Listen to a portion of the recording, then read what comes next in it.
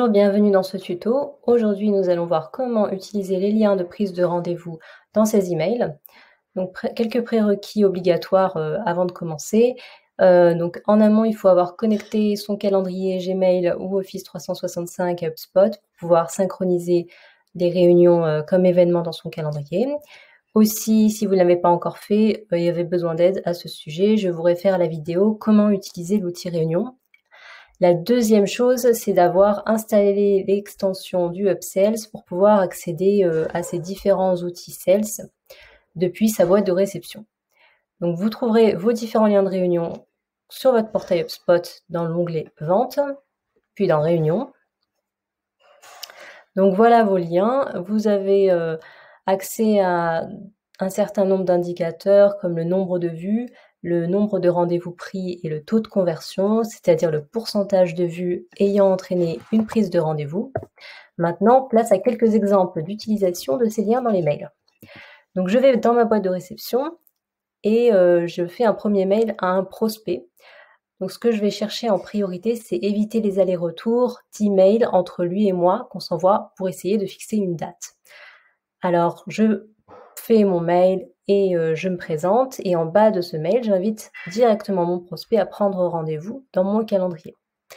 Donc pour ça, je vais dans Réunion et je clique sur le lien le plus pertinent pour moi. Et une fois le rendez-vous passé, donc je lui fais un second mail de suivi. Et même chose, je lui propose cette fois de poursuivre la discussion et je mets une date pour le prochain appel où j'insère mon lien. Et au bout du parcours commercial, cette fois-ci, je lui fais une proposition commerciale et même chose, je lui indique que je suis à sa disposition pour discuter cette semaine. Donc voilà, ça se prête à toutes les circonstances et on peut également utiliser ces mails dans ces modèles, donc c'est ce que je viens de faire. On peut les utiliser, les intégrer dans ces signatures d'email via un bouton de Call to Action.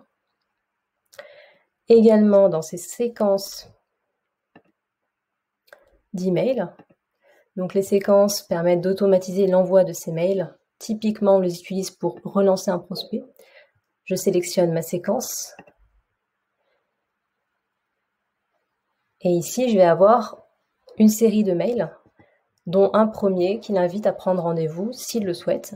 S'il ne répond pas à ce mail-là, au bout d'un certain temps, ça enverra un deuxième mail avec encore le même lien. Donc ça nous permet de garder le contact avec ses prospects. Quand mon prospect clique sur son lien, il aura accès à toutes mes disponibilités. Voilà à quoi ça ressemble. Donc il pourra réserver son créneau, le jour et l'heure.